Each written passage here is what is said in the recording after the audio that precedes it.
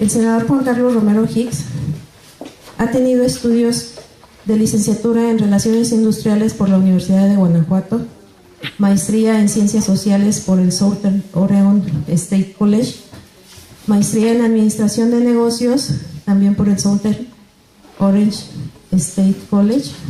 Gran parte de su vida profesional la ha dedicado a la docencia, siendo catedrático de la Universidad de Guanajuato, fungiendo como rector en 1991, y durante su gestión le fue concedida su autonomía a la universidad el 21 de mayo de 1994.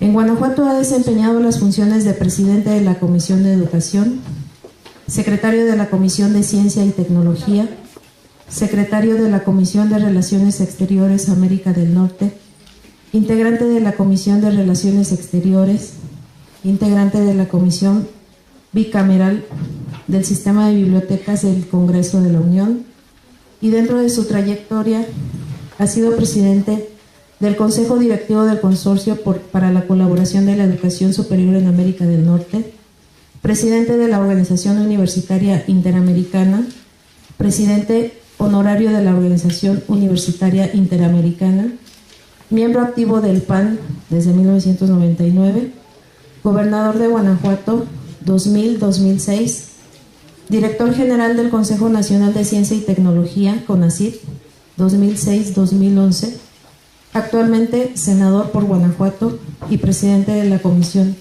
de Educación. Y bueno, para el cuerpo académico, Ecología Social en las Organizaciones, ha sido muy importante para nosotros el que haya tenido la oportunidad de venir a platicar con nosotros sobre responsabilidad de las universidades. Y bueno, sin más preámbulo, los dejo con el senador Juan Carlos. Le brindamos un aplauso, por favor.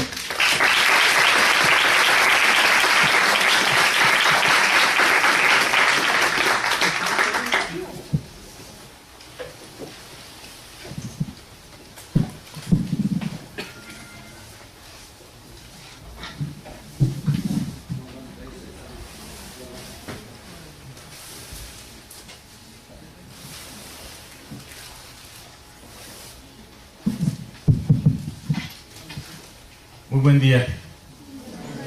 ¿Estamos despiertos? Gracias.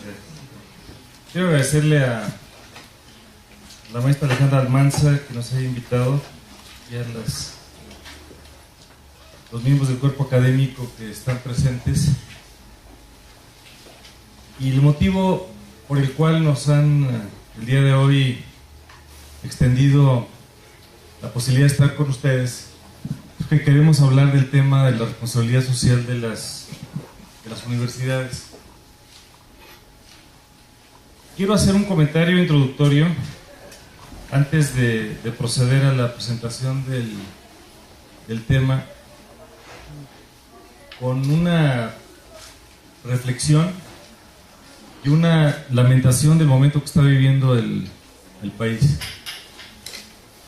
Este país está postrado, se le ha quebrado el alma y tenemos retos espirituales monumentales. Y frente a esta crisis, cuando pensamos en lo que está ocurriendo en el Politécnico Nacional, la tragedia de los jóvenes de Ayotzinapa, los temas tan graves, solamente de abrir el periódico dan así como ganas de internarse en un psiquiátrico, porque estamos verdaderamente ante una...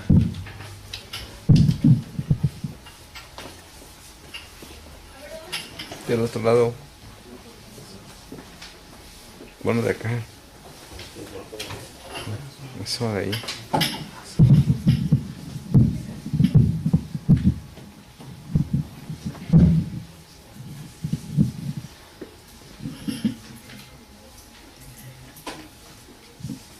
Gracias. Difícilmente vamos a encontrar un momento de inflexión tan frustrante como el que estamos viviendo.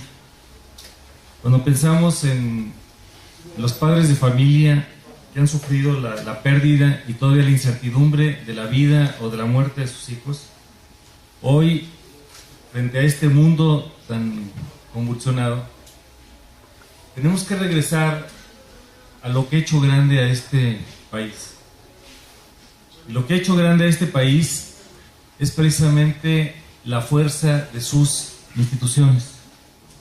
Y de todas las instituciones que el ser humano ha creado en el mundo, probablemente 3 o 4 son las que tienen mayor credibilidad.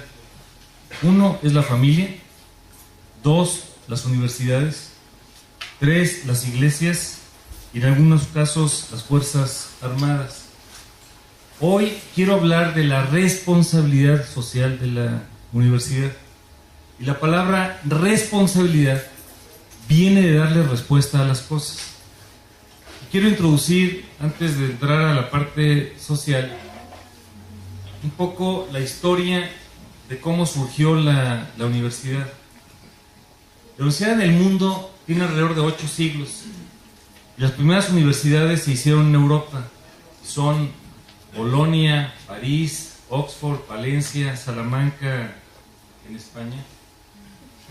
Y cuando uno piensa en esta institución llamada universidad, aquí tenemos alumnos, la razón de ser de la universidad, profesores, la forma de ser de la universidad.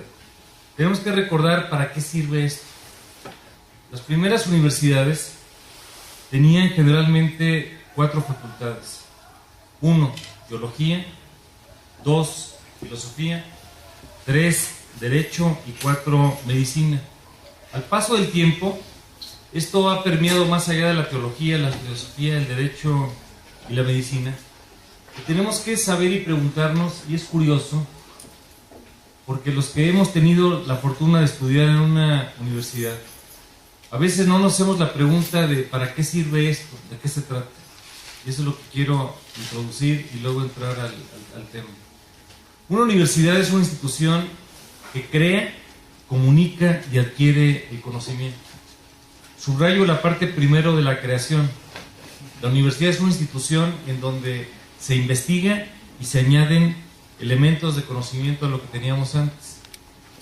Y la universidad tiene 3 funciones: la docencia, la investigación y la extensión. Empecé por decir la parte de la creación, porque si una institución no crea conocimiento, puede ser un excelente colegio, pero no necesariamente es una buena universidad. Y lo que distingue a la universidad hoy en día es la posibilidad precisamente de crear conocimiento. Y de estas 3 funciones, que son la investigación, la docencia y la extensión cultural, una que es la que ustedes están viviendo, principalmente en la parte del alumnado, es la parte de la docencia. ¿Para qué sirve la docencia? La palabra docencia viene de doce, de conducir, de cómo compartir la enseñanza y el aprendizaje. Agustín Basabe Fernández del Valle, que tiene una espléndida obra, entre otras, que se llama Ser y Quehacer de la Universidad, establece que el alumno, o quien está en el proceso de docencia, tiene 4 misiones fundamentales. Quiero que pongamos especial atención en esto, antes de entrar al tema. 1, la misión vocacional. 2, la profesional. 3, la científica. Y 4, la social. ¿A qué se refiere la primera, la misión vocacional? Se refiere a que la casa de estudios nos dé los elementos para descubrir quiénes somos, de dónde venimos y a dónde vamos. Primero somos personas y después somos profesionistas. Parte de la maravilla de la universidad es que lo primero que tenemos que formar es una persona. Más vale una persona completa que un buen tecnócrata. Y a este propósito, todas las preguntas se pueden y se deben formular en la universidad. En la universidad no hay preguntas ni temas prohibidos. Lo único que se pide es el rigor académico, el rigor metodológico para poder plantear las preguntas y las respuestas. Y ante las mismas preguntas no siempre encontramos las mismas respuestas. Se vale tener unidad en la diversidad, porque la verdad no es privilegio de una persona o de una sola corriente del pensamiento. La verdad es una búsqueda que nos lleva a todos. Entonces, parte de la crítica que voy a hacer de la universidad en abstracto, no en particular de la de Guanajuato, es que no estamos haciendo lo necesario para contribuir a que el ser humano sea formado integralmente. Si yo no tengo mi problema existencial resuelto, difícilmente puedo ser una persona debidamente vinculada en la sociedad. Por eso la primera misión docente de la universidad es su misión vocacional. Y la palabra vocación viene de un llamado. Y cada quien tiene que encontrar cuál es su papel en la vida. El segundo papel tiene que ver con la vocación profesional. Y ahí sí ya entramos directamente a la formación disciplinaria, a ser contador, abogado, economista, mercadólogo, administrador, médico, ingeniero, relacionista industrial, y aquí estamos varios que estudiamos relaciones industriales. Y esta es muy importante, pero no es más importante que la anterior. Si una persona no tiene primero su tema de vida resuelto, difícilmente va a ser un buen profesionista. La tercera es la misión social. Y por supuesto que en la vida a quien más se le da, más se le va a exigir. Y por eso necesitamos tener un compromiso para con los demás. Hoy en día, si uno sale a la calle y se pregunta qué es lo que le preocupa al ciudadano, vamos a encontrar diferentes cosas. Y la pregunta es, ¿y la universidad qué hace? ¿La universidad en qué está contribuyendo? Y finalmente la misión científica, que tiene que ver con despertar las curiosidades. Esta introducción la quiero hacer porque hoy, frente a la tragedia de la quiebra del alma del país, el faro que ilumina, la columna vertebral del cambio y quien puede hacer cosas importantes es precisamente el espacio universitario. La universidad como institución es un lugar maravilloso, donde se piensa y se vive de manera muy intensa. Y así las cosas, ahora sí quiero empezar a ver el tema de la responsabilidad de la universidad. Denis Meros señala que el hombre posee por un breve momento en su historia una maravillosa combinación. El ser humano es de los pocos que, aparte de respirar, tiene tres cosas que lo hacen diferente al resto de la creación. Uno, su capacidad de pensar. Dos, su capacidad de amar. Y tres, su capacidad de comprometerse. Esto nos hace únicos, irrepetibles e insustituibles. Y medio de lo que señala es que hay dos ingredientes que están en el ser humano que nos faltan para poder tener la capacidad de trascendencia. Uno es tener objetivos realistas pero de largo plazo. Y algo que no hacemos en la vida es pensar del más allá. Tenemos mucho el fenómeno del sopilote estreñido que planea y no obra. Tenemos mucho la versión inmediatista, pero si nos preguntamos nosotros qué queremos hacer dentro de 5, 10 o 15 años, rara vez sabemos hacer esas preguntas. A veces somos muy buenos para dar consejos para los demás y hacer planeación estratégica, pero como señala Séneca, no hay viento favorable para el que no sabe a dónde va. Entonces lo que la universidad tiene que hacer es precisamente estas preguntas para ver a dónde vamos. Y segundo, tenemos que lograr la voluntad para poder obtener cosas. Iniciamos este siglo con una serie de objetivos del milenio. Naciones Unidas se planteó 9 objetivos del milenio y los quiero poner en perspectiva porque son como anhelos de una humanidad que tiene como 6,000 millones de habitantes, poco menos, y que señala qué es lo que quiere hacer en los próximos años. Los objetivos que tenemos son: 1, erradicar la pobreza extrema y el hambre. 2, alcanzar la educación básica y universal. 3, promover el trabajo decente. 4, la igualdad de género. 5, reducir la mortalidad infantil. 6, mejorar la salud materna. 7, combatir las nuevas enfermedades como el VIH-Sida, entre otras. 8, asegurar un medio ambiente sostenible. Y finalmente, promover una asociación mundial para el desarrollo. Estos son los 9 objetivos que la humanidad a través de Naciones Unidas se puso como propósitos. Y a la hora que nos preguntamos, dale para atrás una, por favor. Gracias. Estamos cumpliendo cada uno de ellos. No vamos a alcanzar a hacer una revisión exhaustiva de cada uno de ellos. Pero cuando nos solamente ubiquemos el México de hoy, tenemos 120 millones de habitantes. Y de los 120 millones de habitantes, hoy 52 millones de mexicanos se levantaron sin los mínimos de bien ser y bienestar en educación, en salud, en empleo, en agua, en servicios básicos. Ese es el México que tenemos el día de hoy. Un México de tragedia, un México de luces y de sombras y que tiene problemas de carácter material. Entonces, cuando nos preguntamos esto, por supuesto que la universidad como institución tiene mucho que hacer en estos 9 temas. Cambiamos, por favor.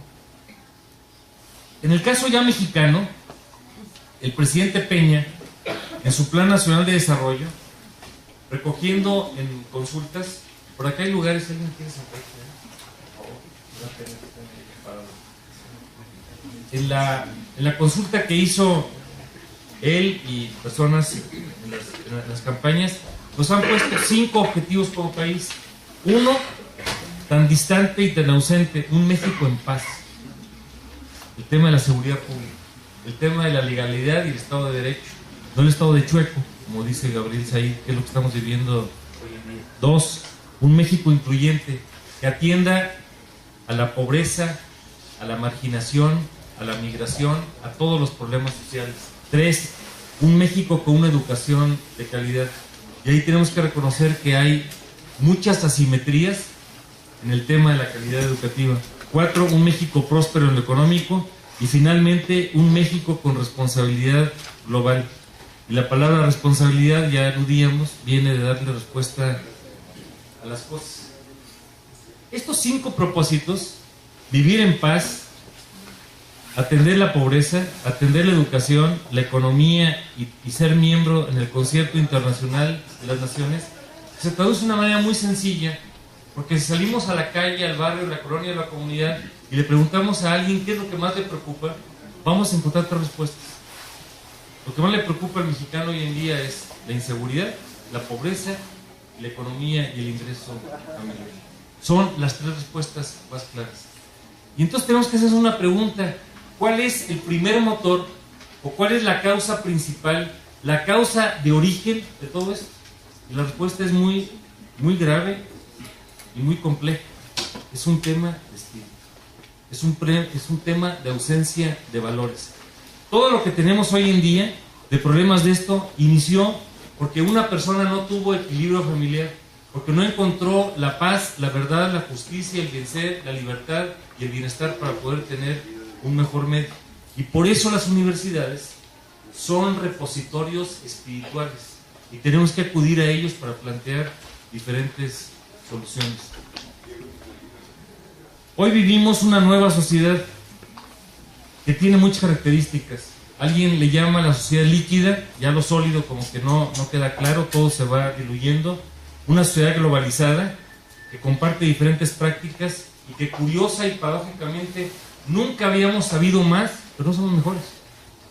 Una sociedad sin centro, que tiene formas de organización diversas, redes, los cárteles, las empresas, pero que ha perdido el origen de las cosas, que es el ser humano. El origen, el principio y el fin de la actividad debería ser el ser humano.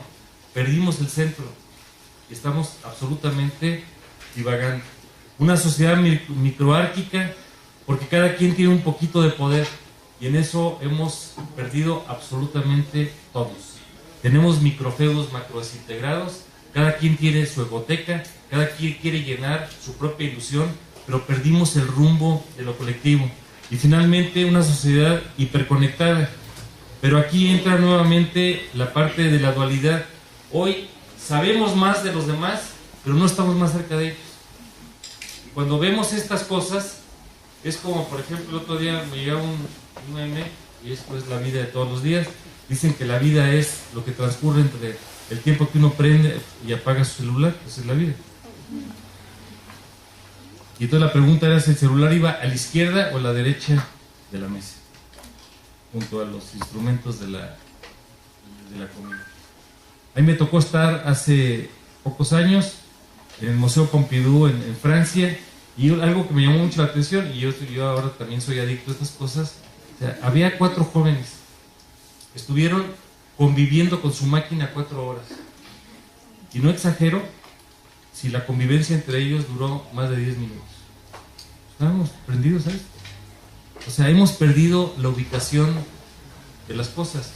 a los jóvenes que me están escuchando probablemente les da un poco de dificultad de entender, pero los que estuvimos en la universidad en la época de la prehistoria, no teníamos radio, no teníamos celular, no teníamos internet, no teníamos una serie de cosas. ¿Y vivíamos bien? Sí, éramos bastante felices y contentos. Hoy somos más felices, no necesariamente. Entonces, tenemos características de una nueva sociedad que está conectada en red, pero más que en red, está enredada. Porque no sabe a dónde va. Continuamos, por favor. Y tenemos muchas tendencias. La globalización, los nuevos retos sociales y también los cambios laborales. Hoy tenemos más servicios, más información, más ideas, más problemas, muchos negocios, muchas relaciones humanas y mucha cultura. Y tenemos características de la nueva sociedad, por ejemplo, el envejecimiento. Cuando Ignacio García Telles, el gran leonés, le propuso al presidente Ávila Camacho la creación del Seguro Social, el IMSS, la expectativa de vida del mexicano era de como 65 años de edad. Hoy la expectativa de vida del mexicano es de 75 a 77 años de edad. Y entonces tenemos la situación en donde hay personas que tienen 50, 55 años de edad, aquí hay varios, y ya están jubilados. Y tienen una expectativa de vida de 20 años más. Y entonces los éxitos en salud se vuelven muy caros, porque las enfermedades que tenemos son enfermedades crónico-degenerativas, la diabetes, que es el número 1, las cardiovasculares, que también son muy importantes, el VIH-Sida, pero más que eso, la enfermedad más grande que tenemos es la del alma, es la del corazón, porque hemos perdido el rumbo y hemos perdido la esperanza. Tenemos vidas más largas, pero no mejores. Tenemos menor natalidad en este momento, hay desigualdades, hay más individuos, pero hay menos solidaridad. ¿Cuántas veces vamos a una reunión social o a un templo y de repente estamos tan cerca de la persona y tan lejos de lo que vive? Tenemos una indiferencia demasiado grande. Y por otro lado, en el tema laboral, pues hay menos tiempo de trabajo formal, hay más flexibilidad, hay más trabajo enfocado al conocimiento, pero también algo que ha cambiado radicalmente es el cambio del papel de la mujer en el mundo del trabajo.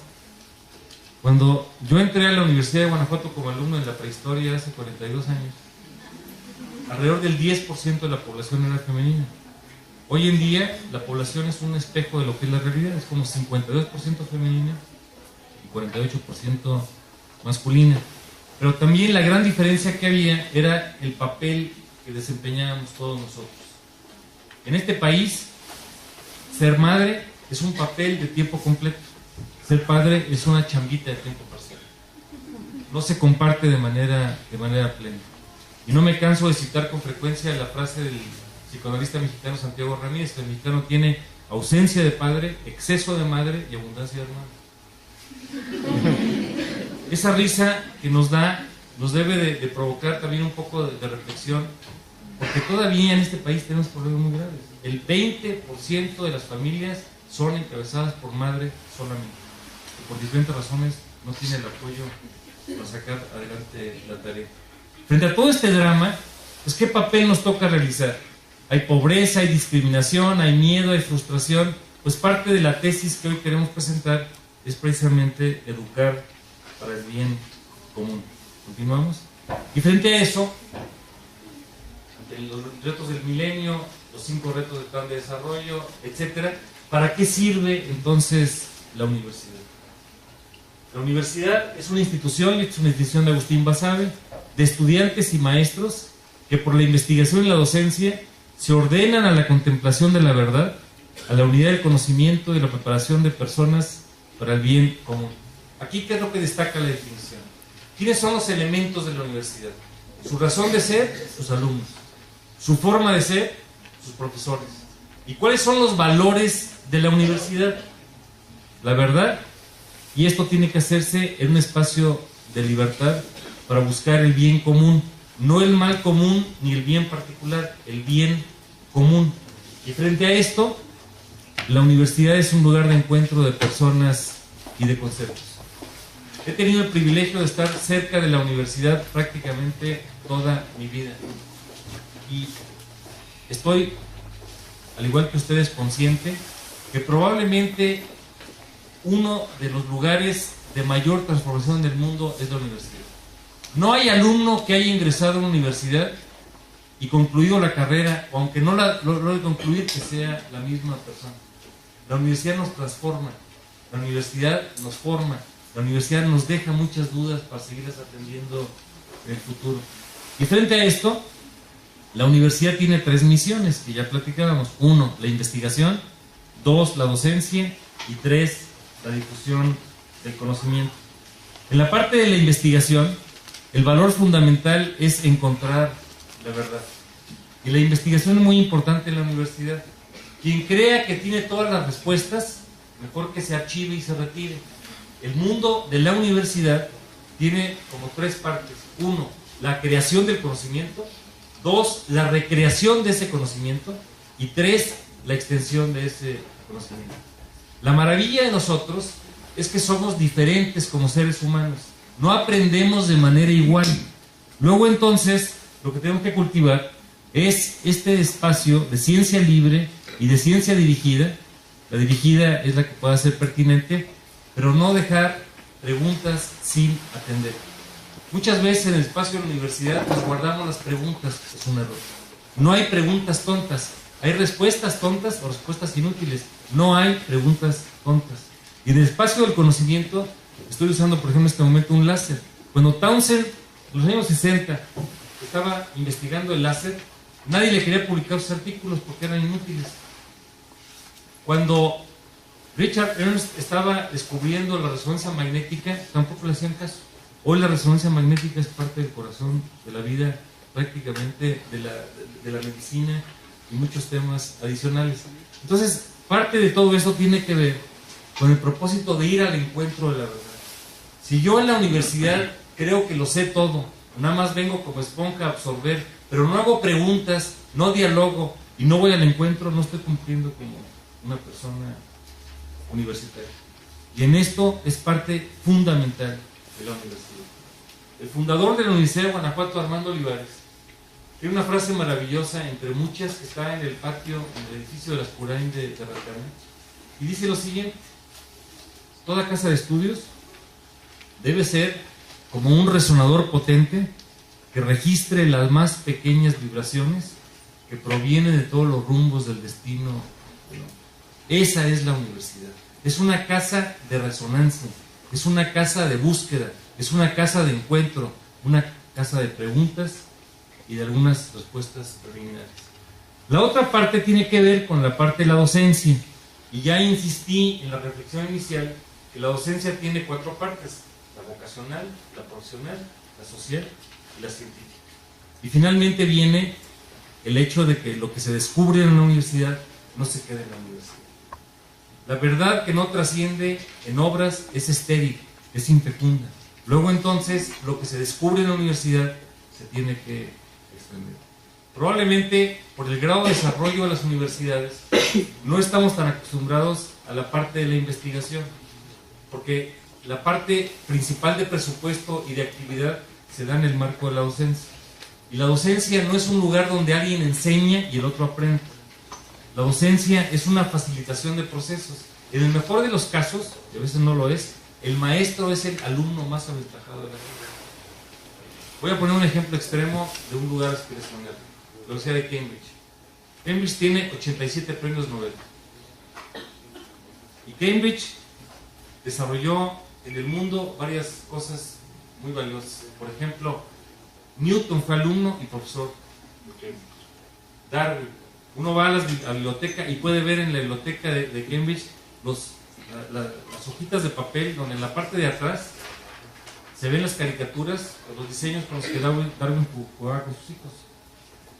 Los hijos peralocas o los científicos también tienen necesidades humanas. Van al baño, respiran, se enferman, se enamoran, o sea, tienen también su vida, su vida personal. Entonces, en ese mismo lugar, por ejemplo, uno va por las calles y encuentra un edificio donde señala: en este lugar, en 1894, Rutherford y Hayes descubrieron el electrón. En una contraesquina está un pub en donde señala: en marzo del 53, Watson y Crick lanzaron al mundo el descubrimiento del origen de la vida, el ADN. Ese es un modelo de universidad. Y un modelo como esa universidad no se quedó anclada en el pasado. Tiene parques tecnológicos, tiene parques industriales, en fin. Lo que tenemos que vivir es esta aspiración de que la universidad verdaderamente haga cada vez más cumplimiento de investigación, de docencia y de difusión. ¿Cuál es entonces el papel de la universidad? Que frente a un mundo tan convulsionado y tan complejo, la pregunta es: ¿cuál es la relación de la universidad con todo lo que está allá afuera? Los gobiernos, las empresas, los sindicatos, los organismos no gubernamentales, los padres de familia, los colegios de profesionistas, las iglesias, las cooperativas, la sociedad en su conjunto. ¿Cuál es la responsabilidad de la propia universidad? En ocasiones, y lo digo con mucho afecto, tenemos mucho la visión del ombligo, la mirada interna, y creer que lo que basta es lo que estamos reflexionando adentro. Hay que poner una escalerita, mirar a través de la ventana, más allá, y preguntarnos qué es lo que la universidad responde ante lo que está ocurriendo allá afuera. Y para esto pues hay que volver a las raíces. Y las raíces nos dan la posibilidad de recuperar, primero, segundo y tercero, la noción de ser persona, la noción del papel fundamental que es la verdad y la noción del bien. Hay que volver a lo fundamental y volver a formar a la persona en su realidad integral, que tiene cuerpo, que tiene alma y que tiene mente.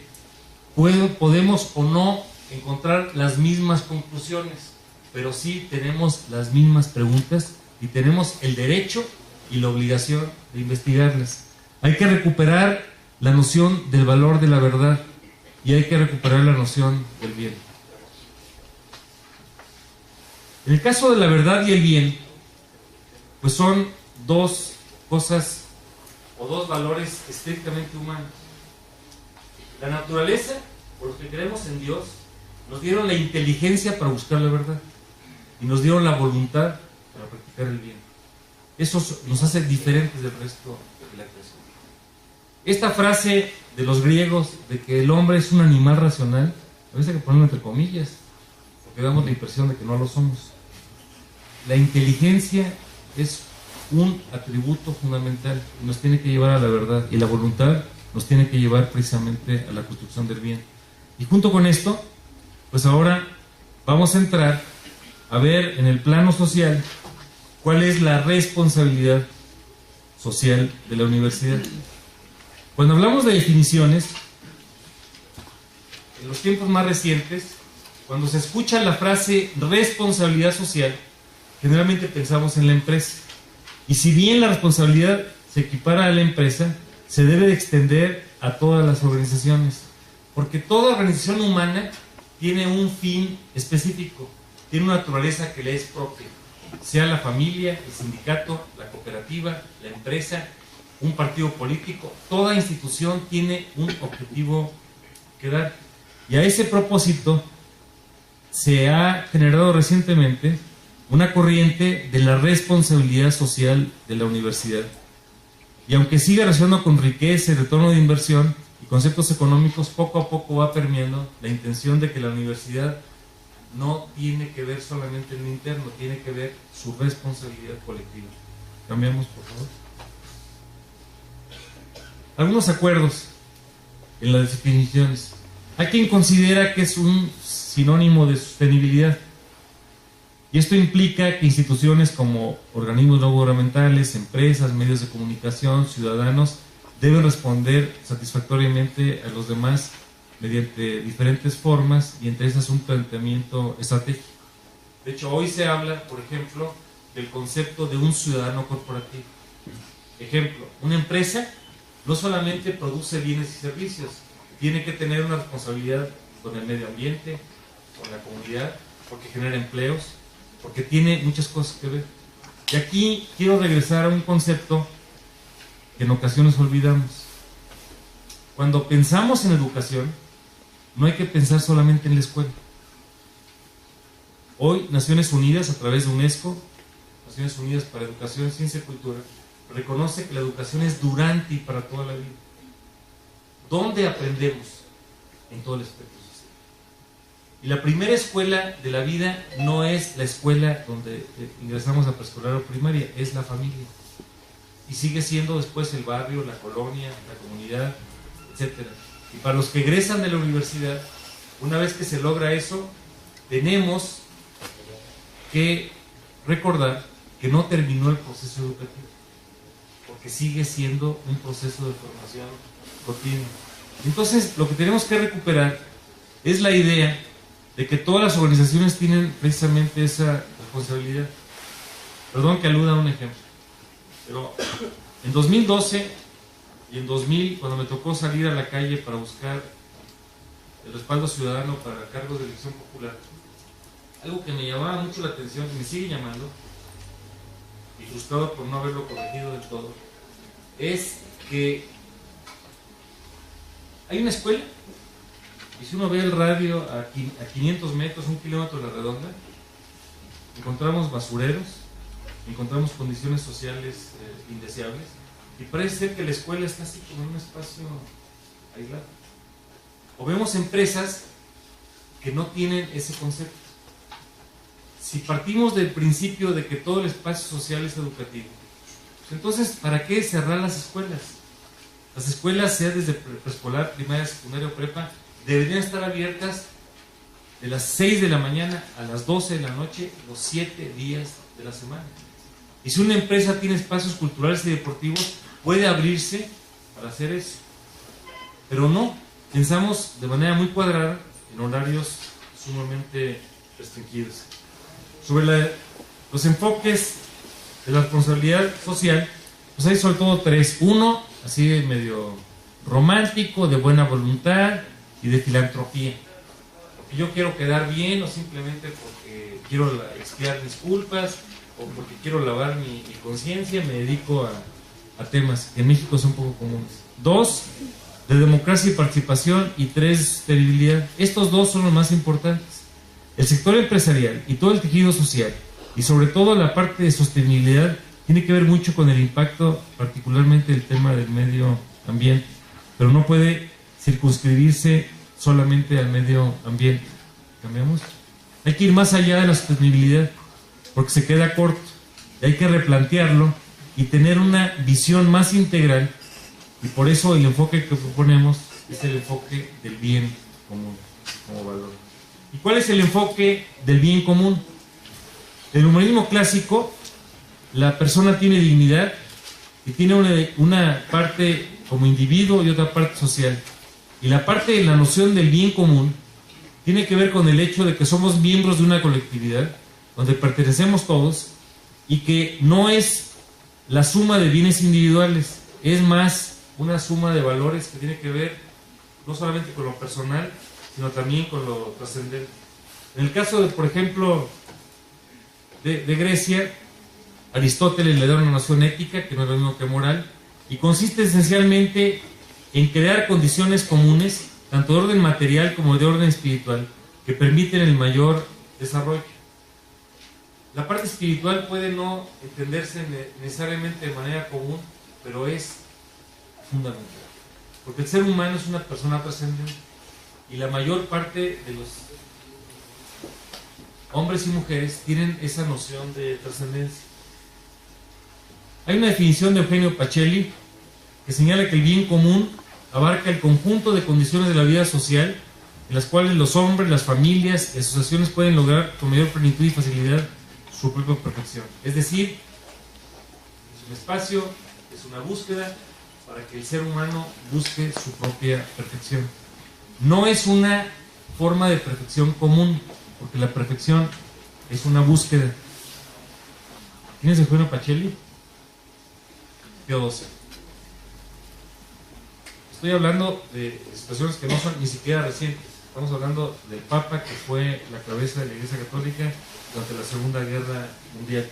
Y si el bien común va contra la persona, pues deja de ser bien y deja de ser común. Por eso, llámesele como se quiera denominar, algunos, aunque no es exacto, le llaman justicia social, otros lo lo ven más en términos de bien común, que cambiamos, por favor. Como objetivo, significa que todos nos planteemos realizaciones tangibles y tenemos que todos hacernos varias preguntas. Si la función de la universidad es triple, docencia, investigación y extensión, las preguntas obligadas son: ¿hago docencia para el bien común? ¿Hago investigación para el bien común? ¿Hago extensión de la cultura y difusión del conocimiento para el bien común? Y para eso hay que atender algo que en realidad es un falso dilema: el bien común o el bien personal. Tenemos que atender al individuo, a la persona, y también tenemos que ver el colectivo. Ya no entro en más discusiones filosóficas. Hay una comparación entre lo que sería el enfoque del bien común y el enfoque del desarrollo sustentable. En las últimas décadas se le ha dado mucho auge al tema del desarrollo sustentable y a mí me parece muy razonable. Sin embargo, hay que ir más allá del desarrollo sustentable. Por ejemplo, el desarrollo sustentable está centrado en recursos y el bien común en la persona. En lo sustentable vemos la escasez de recursos y acá los vemos sin límites. Acá hay un concepto más económico y acá hay un concepto más ético. Aquí se genera desarrollo económico y social ligado al medio ambiente y acá se encuentra en un sentido más amplio del camino de la felicidad. El desarrollo en sentido amplio son como dos alas de un avión. Tienen la parte social y tienen la parte económica. Y sirve para despegar y sirve para aterrizar. El problema que hemos tenido en el país es que la política económica ha sido tan aberrante que la política social termina siendo la ambulancia que va recogiendo las imperfecciones y las omisiones de la política económica. Pero ese desarrollo de dos alas, lo social y lo económico, que no son contradictorios necesariamente, tienen que ir al mismo objetivo, parten del bien ser y bienestar de la persona, y que la persona busque su perfeccionamiento y logre su propia felicidad, como quiera que la entienda. Entonces tenemos que buscar un enfoque de ver el compromiso con el otro y fundamentar la parte de la dignidad de la persona. A esta pregunta, estamos hablando de la universidad y su responsabilidad social. Pues ¿quiénes son los actores? Pues son fundamentalmente estos cuatro. Primero, y por aquí cargo la factura, empiezo por los estudiantes. Los estudiantes que me están escuchando son parte de un segmento privilegiado de este México. Hoy en Guanajuato, en el grupo estadístico de ustedes, solamente el 26% de ustedes están en la universidad. Y en el país el 33%. Guanajuato está abajo de la media. Y la meta para el año 2018 es llegar al 40%. En este momento hay 12 países de América Latina que tienen mayor cobertura de educación superior que México. México está rezagado en el tema de la cobertura. Entonces la pregunta que tenemos que hacernos es los estudiantes y junto con esto los maestros, y preguntarnos: si no soy yo, entonces ¿quién? Si no es aquí, entonces ¿dónde? Si no es ahora, entonces ¿cuándo? La primera responsabilidad es la mirada interior. En la vida, a quien más se le da, más se le va a exigir. Y por supuesto que esperamos mucho de los estudiantes. Si de repente, abuelo de pájaro, nos imaginásemos que sería el mundo dentro de 25 años y nos convocásemos aquí dentro de 25 años, algunos no estoy seguro que pudiéramos llegar, pero si pudiéramos tener la oportunidad de darnos los 25 años y nos preguntáramos qué éramos, de dónde veníamos y a dónde llegamos, más vale que las respuestas que tengamos es que corregimos parte de la enfermedad del alma que nos afligía un 10 de noviembre del año 2014. Luego están los investigadores, que en realidad estos deberían ser los mismos o complementarios. Están las autoridades y el personal administrativo y están todos los actores. Entonces, aquí en todo esto, como que son tres grandes actores. Uno, los académicos. Dos, los emprendedores. Y tres, los gubernamentales. Y aquí viene una situación muy curiosa. Cuando hablamos del sector productivo, generalmente pensamos en el sector emprendedor, que crea empleos. Y creo que ahí hay un daño cerebral. Debemos de pensar absolutamente en todos. A ver, La universidad es un sector productivo, evidentemente. Formar mejores personas es productivo. Generar conocimiento es productivo. Distribuir conocimiento es eminentemente productivo. En el caso de los emprendedores, por supuesto que crear un empleo, crear una empresa es importante. Vaya, hasta de repente el gobierno casi nunca es sector productivo. Siguiente pregunta, ¿cuál es el papel? A la universidad le toca formar personas completas, ciudadanos y profesionistas. En ese orden. Primero persona. El otro tema que a veces olvidamos aquí en la vida es que no estamos formando ciudadanos. México tiene, y perdón que lo exprese, muchos habitantes y pocos ciudadanos. La Constitución nos la dejó muy fácil. Nos puso 4 obligaciones. 1, educar a los hijos y no lo hacemos. 2, enlistarnos en la Guardia Nacional y el Ejército y es una vacilada. 3, pagar impuestos y le damos la vuelta. Y 4, la posibilidad de votar y ser votado.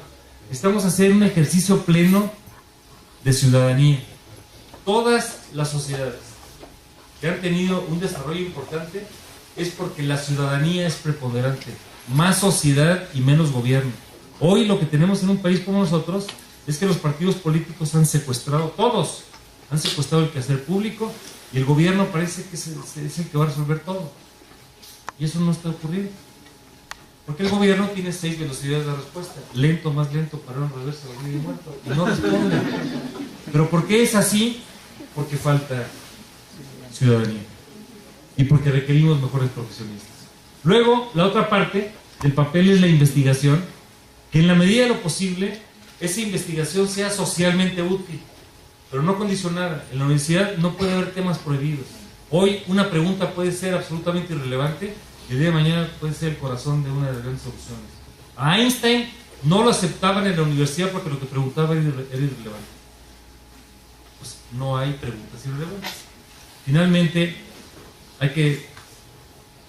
Una para atrás todavía. Hay que generar espacios de participación y que al interior de la universidad prediquemos con el ejemplo. Que seamos un campo responsable, que tengamos una mejor gobernanza interna, que tengamos una administración eficiente, etcétera, etcétera. De esto, ¿cuáles son los impactos? Pues uno es el impacto educativo en la formación académica, el otro es el impacto cognitivo en investigación, el otro es el impacto social y el otro es el impacto organizacional. Verdad de perogrullo. La mejor manera de ser socialmente responsable es ser una universidad. Y la universidad, entre otras cosas, tiene 2 retos: excelencia académica y pertinencia social. A mí la palabra calidad no me gusta porque tiene muchas definiciones. Pero la excelencia no es ni el paraíso perdido ni el territorio escriturado. Es simplemente el anhelo de ser mejores. El que crea que ya es excelente, que se archive, se retire. Nadie logra la excelencia. La excelencia es una actitud de perfeccionamiento. Y el ser humano está llamado a lograr la perfección, aunque muchas veces demostramos lo contrario.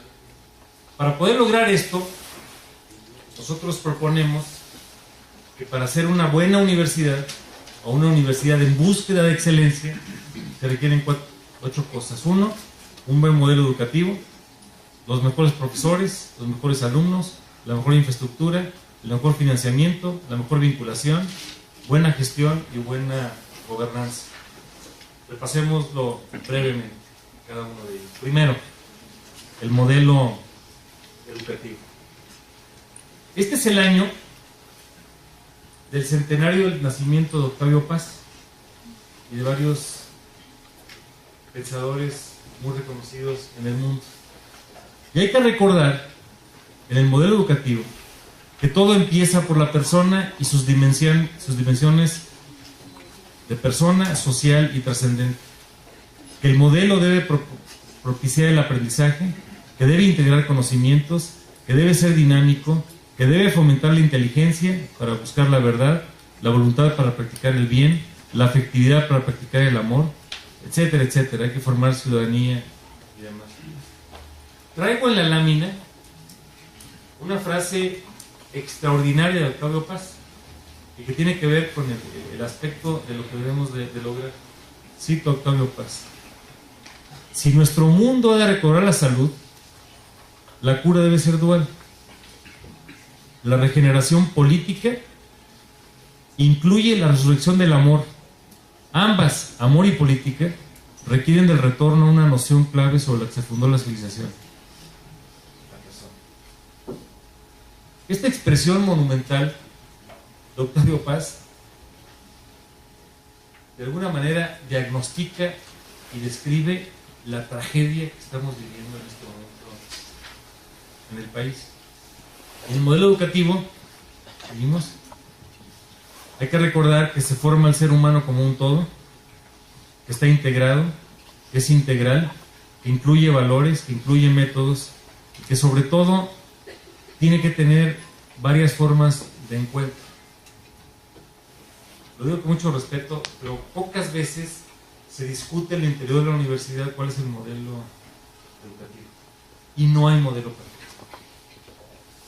La universidad existe donde hay un alumno y un profesor que busquen la verdad. Así se bajó de un diseño. Y esta expresión no es mía, es de una persona que pasó por la universidad aquí en Celaya y que entregó su vida al campo educativo en la escasa, Eduardo Campo Sánchez.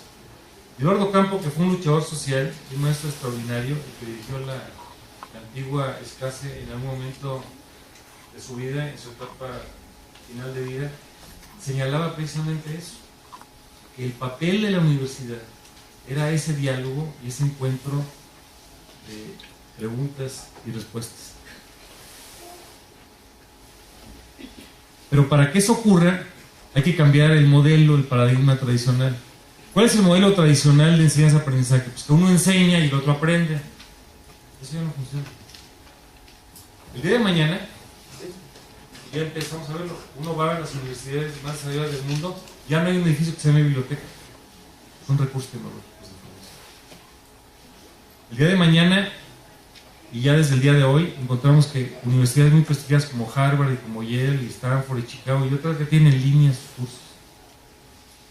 La universidad no es el edificio, es el alma. Sí necesitamos cuerpo, y aquí hay un cuerpo de un edificio que se va construyendo y se va a ir ampliando poco a poco, ya no caben ustedes aquí. Pero lo más importante de eso no es el cuerpo, es el alma. Entonces hay que ir de lo mecánico a lo sistémico, de lo memorístico a lo razonable.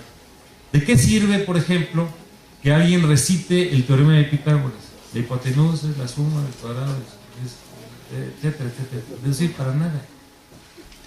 Lo que tenemos que entender es cuál es la descripción. Y algo que la universidad tiene que enseñarnos es enseñar a pensar, a sentir, a amar, a comprometernos. Eso es lo que nos hace ser diferentes. Y en esto tenemos que buscar mucho el tema de la innovación. Una educación más reflexiva, que tenga valores, que tenga liderazgo, que sea corresponsable, etcétera, etcétera. Entonces, primero hay que revisar el modelo educativo. Segundo, los mejores profesores. ¿Cuánto vale un gran profesor? ¿Cuál es su papel? ¿Cómo varía con cada alumno? ¿Qué debe saber un maestro? ¿Qué valores debe vivir? ¿Cómo los debe compartir? ¿Cómo se debe comportar un profesor? Todos recordamos las personas que nos enseñaron a leer, escribir, la historia, la geografía y muchas cosas del país, la cultura de este país. Y ahí es donde el papel del profesor resulta fundamental. En una universidad, al paso del tiempo, los alumnos y las autoridades son aves de paso. El que se quede es el profesor. Y perdón que lo exprese así, el principal compromiso con el alma y el corazón de la universidad está en los profesores. Son los que le dan continuidad y trascendencia. Cuando vemos qué hacen los profesores en México, seguimos.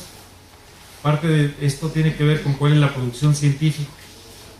Y sin entrar a mucho detalle, donde desarrollamos un poco más de contribuciones en ciencia, son en temas como microbiología, inmunología, neurociencias, física, medicina, etcétera, un poco de ingeniería. Donde tenemos mayor desarrollo en el conocimiento, perdón que lo exprese así, sé que me estás escuchando principalmente de ciencias económicas administrativas, que no son estas disciplinas. Tenemos algo en salud y en otras, pero las económicas no tanto. Otro criterio, continuamos, que tiene que ver con la producción de conocimiento es el número de patentes.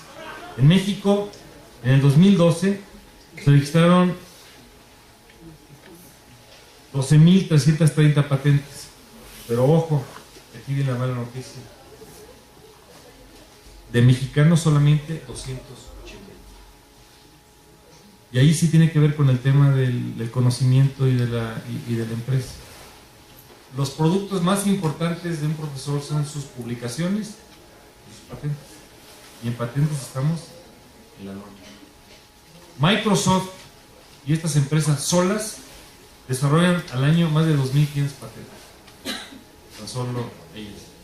Y frente a esto también, seguimos, pues tenemos que lograr tener un mayor número de investigadores. México está muy abajo en relación a países como Finlandia, cuando vemos las contribuciones, el número de profesores per cápita, etcétera, etcétera, etcétera.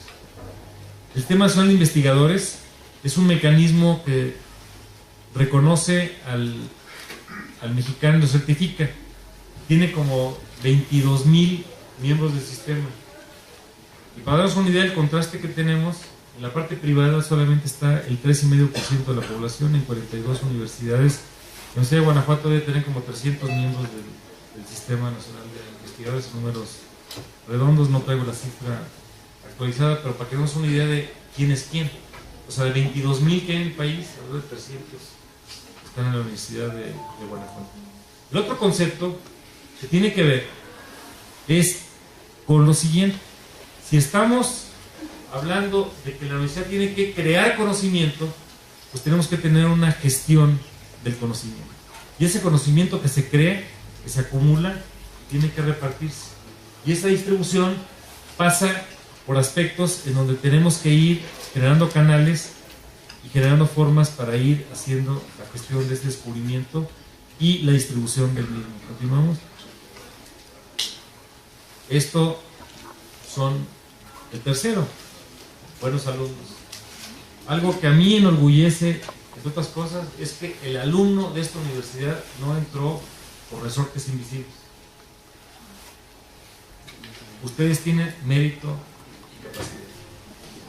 Y la única deuda que tienen es con sus padres y con la sociedad y con este México, pero no le deben el favor absolutamente a nadie. Y para eso necesitamos tener pues, un buen perfil de alumnos que aprendan toda la vida, que sepan trabajar en equipo, que sepan comunicarse, que sean sensibles en lo social, que sepan enfrentar la incertidumbre, que sean emprendedores, que tengan aspectos polifacéticos, que sean flexibles, multiculturales, innovadores, entre otras cosas. Y a este propósito, pues siempre se puede mejorar. La cuarta tiene que ver con la infraestructura. Aquí tenemos, por ejemplo, edificios recientes, algo laboratorios, aulas, en fin, pero esa no es la parte fundamental. Necesitamos tener búsqueda de información, generar al interior del campus empresas, parte de lo que está ocurriendo. Hoy, en el mundo moderno, la empresa es una prolongación de la universidad y la universidad es una prolongación de la propia empresa. El nombre del juego se llama innovación, hay que intercambiar muchos aspectos. ¿Continuamos? Los espacios del conocimiento no están solamente en la universidad, están en la empresa, en la comunidad, en todas partes. Y cuando revisamos qué es lo que se ha generado recientemente en materia de conocimiento, pues son chispazos aislados que son muy importantes. Los que crearon las tecnologías más recientes son personas que se atrevieron a pensar diferente. Y hoy las economías del mundo se mueven a través de la innovación. Innovar consiste en pensar en lo que nadie ha pensado. Hace 15 años no existía el Facebook, no existían muchos de los mecanismos que hoy son ordinarias en las redes, y son precisamente producto de la imaginación, producto de la innovación. Quinto, un buen financiamiento. En la parte de financiamiento, pues la parte fundamental viene de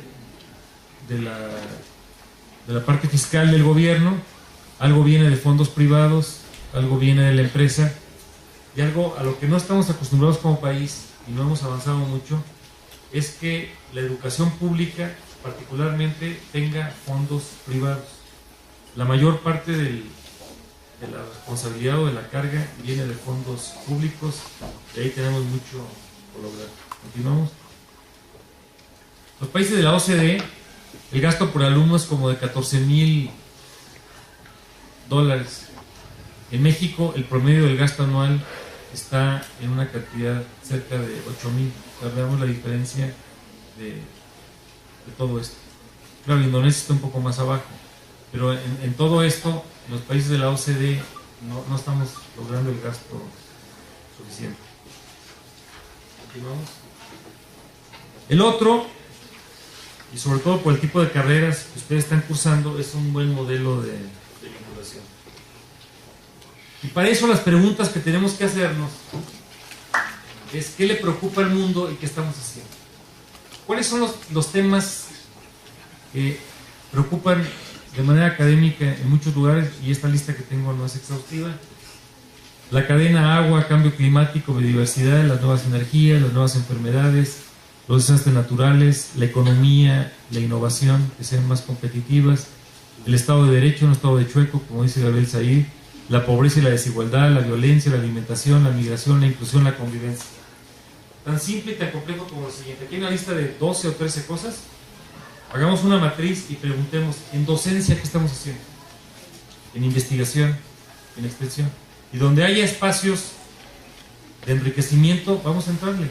Y donde haya omisiones, vamos a suplirlas. Continuamos. Luego viene el tema de los ecosistemas. Y hay que sumar a la parte académica, a la parte pública, a la parte privada. Y evidentemente que hay que entender que tenemos que trabajar mucho el tema del medio ambiente. Continuamos. Las universidades son gestoras del conocimiento. Entonces todo lo que venimos diciendo tiene que tener una suma más integral de atención. Continuamos. Gestión y administración.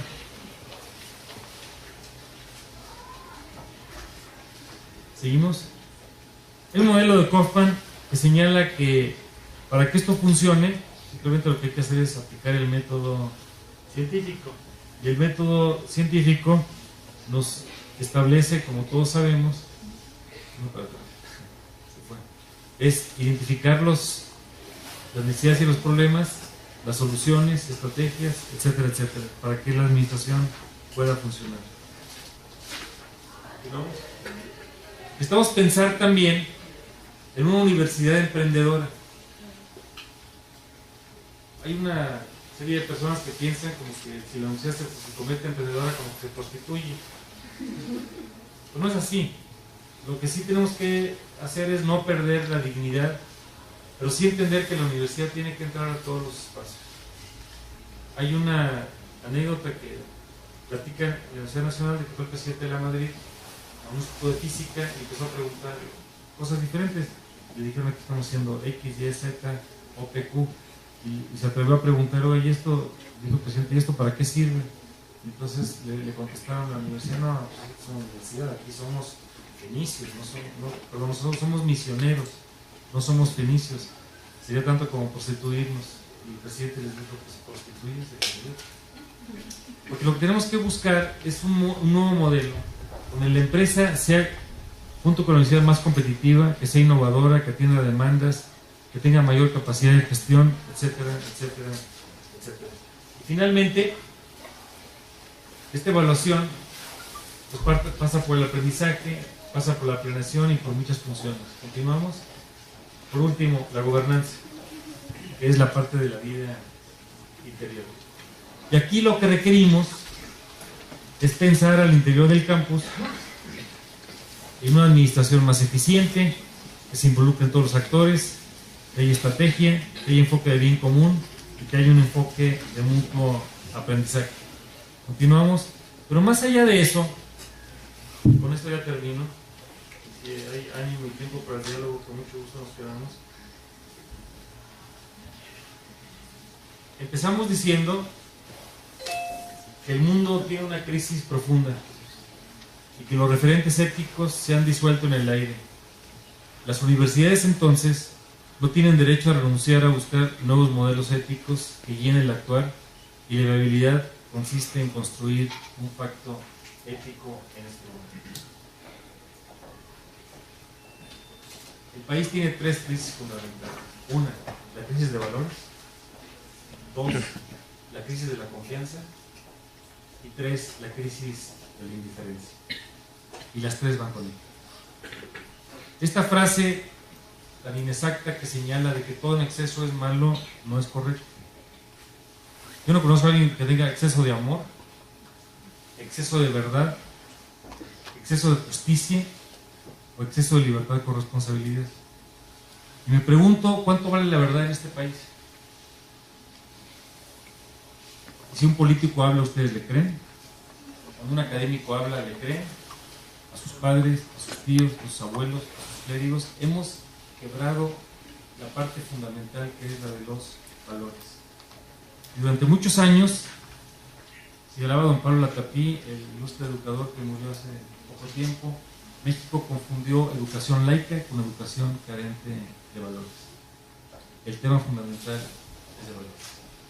Y como señala Pascal, que no vive como piensa, acaba pensando como vive. La otra crisis que tenemos es la de la confianza.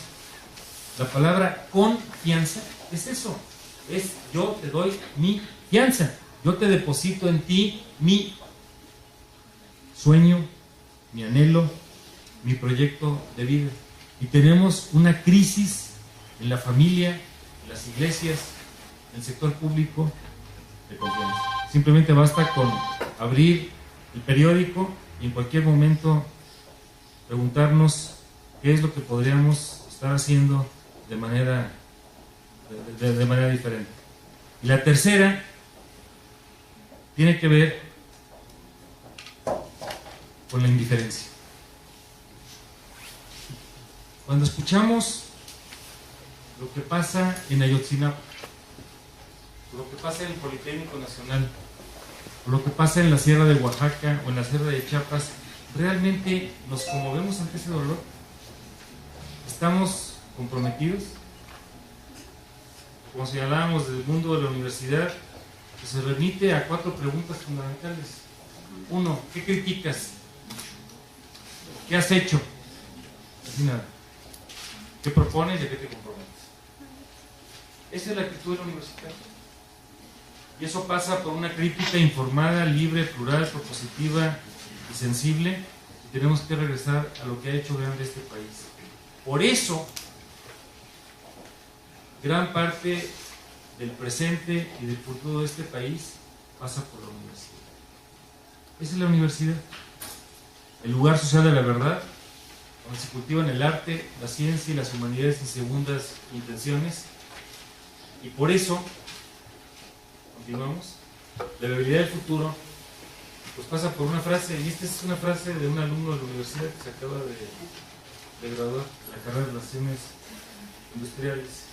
Y me gustó porque me compartió su trabajo de titulación de licenciatura, y dice así: los seres humanos somos la única especie que obliga a la siguiente generación a ser mejor que la actual.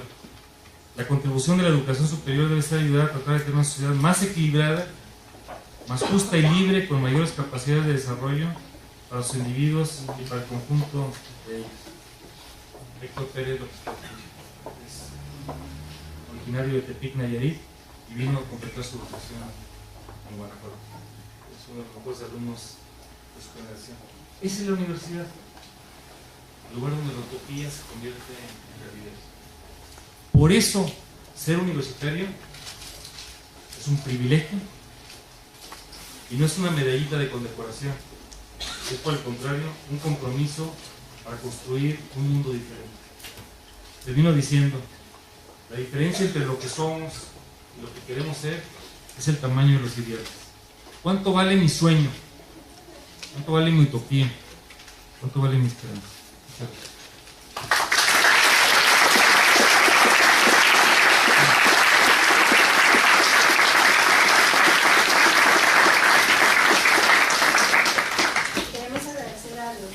senador Juan Carlos Romero por su excelente conferencia.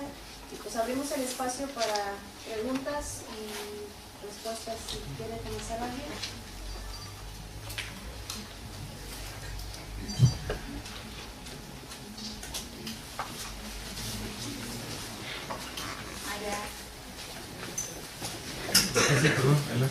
Usted ha hablado de la falta de confianza y yo creo que nadie lo siente más que las administraciones de las instituciones. Ahora se pide autorizaciones hasta por salir al baño. ¿Cómo combatir eso que en vez de ayudar y generar más confianza lo que hace es paralizar las acciones?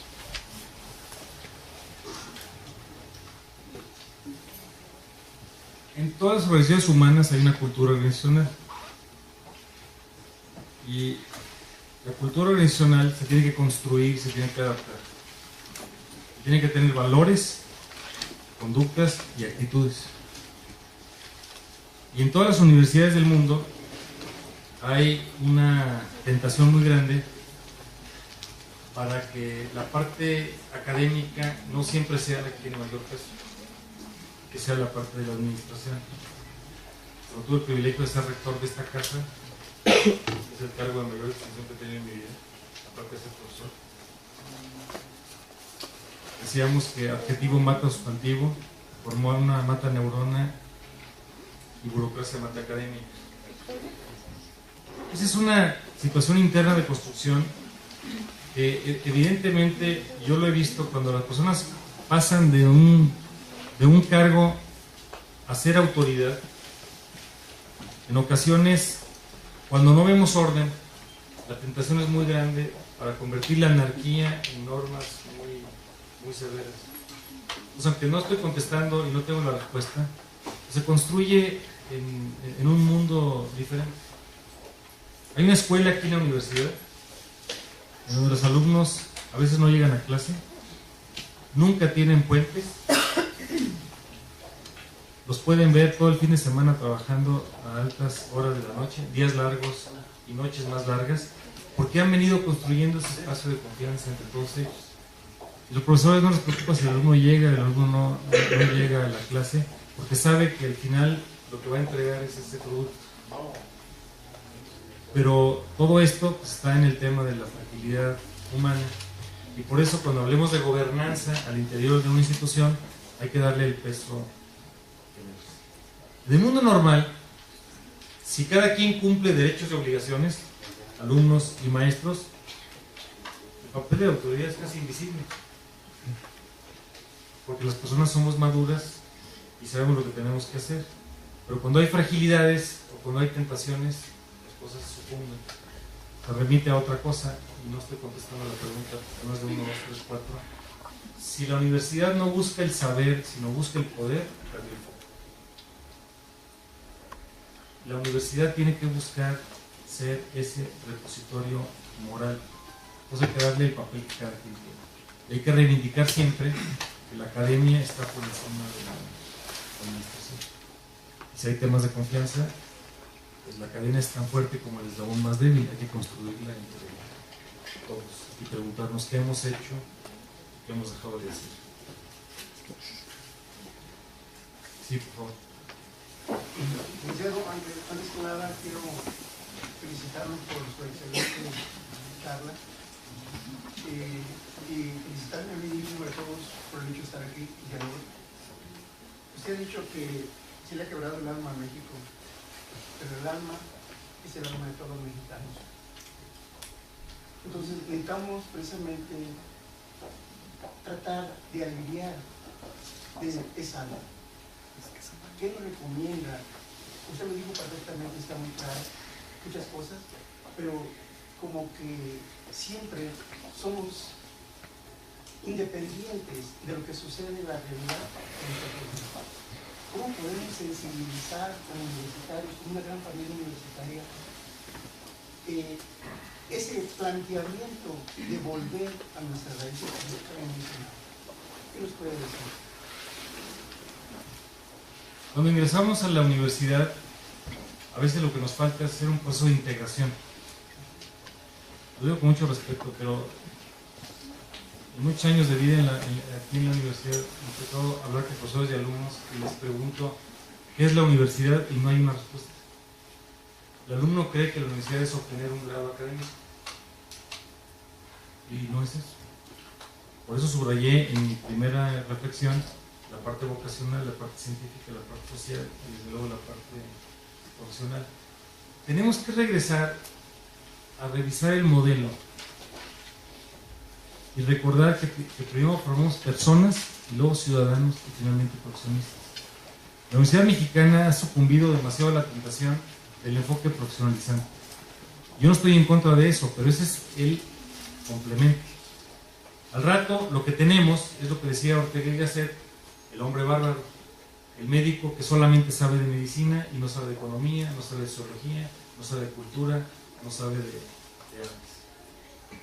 Entonces tenemos que tener, creo yo, una revisión del modelo académico y sobre todo en la parte inicial del ingreso a la universidad, más que pensar en la parte profesionalizante, ver la parte integral. Hay modelos en el mundo en donde, por ejemplo, en el primer año de la licenciatura no llevan una sola carrera técnica. Se ponen a leer a Platón, a Aristóteles, a Rousseau, a diferentes pensadores. ¿Y saben quiénes son los maestros? No son filósofos, son los mismos profes que les van a dar contabilidad o matemáticas o otras cosas. Porque a veces el problema que tenemos es que el mismo profesor tiene como un microfeudo macrocentrado del conocimiento, pues sabe mucho de su disciplina, pero se desliga de todo lo demás. Y hay que recordar que la palabra universidad viene de un universo. Si no, lo que estamos formando son parcialidades desintegradas. Y por eso tenemos que regresar a esa parte fundamental. Y creo yo que también eso pasa por revisar el currículum. Muchas veces el currículum está muy cargado a la parte profesionalizante, pero no tiene el otro complemento. Y no son materias de relleno, son materias de formación. Por otra parte, tiene que ver con la vivencia. O sea, un alumno que solamente va a sus clases, pero que no está expuesto al arte, a las ciencias, a las humanidades, independientemente de la carrera que haya seleccionado, va a salir siendo probablemente un excelente profesional, pero un ciudadano desadaptado, una persona que no tiene resuelta su vida en los aspectos más personales. Creo que hay que revisar el modelo y la contribución de todos. Y no hay una sola respuesta. Volviendo a la cuestión de los valores, yo creo que eso es algo que todos tenemos muy claro. Yo lo único que les digo cada día a mis alumnos, yo soy del área de ciencias de la salud, es preocúpense por las personas. Ustedes están atendiendo personas, como si esa persona que ustedes tienen al frente sea su mamá, sea su hermano, o sea su papá, o sea un conocido de ustedes. ¿Por qué? Porque esa persona es la mamá de alguien, es el hermano de alguien. Entonces no lo hagan simplemente o no vayan a... O sea, porque lo más grave puede ser cometer un error sabiendo que fue hecho a propósito y la ignorancia no nos disculpa. Entonces eso es lo que yo les pido a mis alumnos. No me vengan a preguntar si esto me va a servir para cuando yo esté dando consulta. No.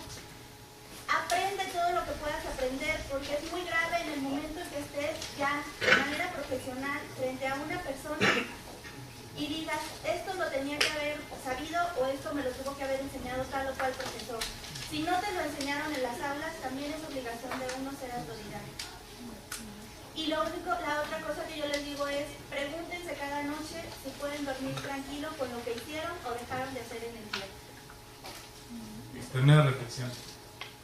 Si tuviésemos ese pensamiento de aproximación todos los días, entenderíamos que al final todas las disciplinas tienen elementos de arte, de ciencia y de fe. Arte, ciencia y fe. Donde la ciencia termina, empieza la fe, o continúa la fe. Un ser humano, por ejemplo, en salud, entiende que es es inmensamente vulnerable. Y sobre todo somos inmensamente vulnerables cuando la salud física, mental o espiritual está quebrantada. Pues hoy el país tiene un quebranto espiritual monumental. Queramos o no reconocerlo, hay un problema de salud colectiva, porque no hay los elementos de interacción que enriquecen al ser humano. Esa es una forma muy apropiada, en donde sin duda la parte científica y la parte profesional de la enseñanza es muy importante, pero más importante es la parte de valores y la actitud que tiene esa persona. Muchas gracias. Sí, antes que nada, una felicitación por su conferencia. A mí me llevó a reflexionar precisamente lo que usted decía, ¿no? Que la universidad no está aislada, tiene que relacionarse con lo exterior. Y bueno, a propósito de lo que usted decía de la parte, digamos, de los pactos, creo que la idea de pacto está tan devaluada que la verdad en estos momentos que salga Peña Nieto a decir que hay que hacer un pacto por el horror que estamos viendo allá en Ayotzinapa, ver los huesos de estos jóvenes que al final no quieren aceptar que ya están muertos, pues la verdad no sé si es una tomadura de pelo, pero la verdad es una situación grave la que está pasando el país, y decir que hay que hacer un pacto después de que están ahí los muertos, la verdad es que creo que habla de una banalidad terrible en la clase política. Entonces mi pregunta es, ¿hasta qué punto este país tiene más de 20 años hablando de pactos? Empezamos con Salinas de Gortari hace más de 20 años. Yo recuerdo cuando era estudiante de preparatoria, ya Salinas hablaba del famoso pacto económico para superar la crisis del 94, después viene Zedillo, viene Fox, viene Calderón, viene la docena trágica del PAN, y se viene hablando de pactos y pactos. Pero la verdad, la gente ya no cree en los pactos, ya no cree en ese tipo de discursos, la gente ya no se traga ese discurso. El próximo año va a haber elecciones en este país, y si nos retrotraemos a Federico Nietzsche hace más de 100 años, Nietzsche nos decía claramente que iba a haber una crisis de valores, un nihilismo. Tuvimos una época nihilista donde la gente ya no cree en los valores. Precisamente ¿por qué? Porque los actores sociales, la clase política que supuestamente encarna instituciones, están fallando.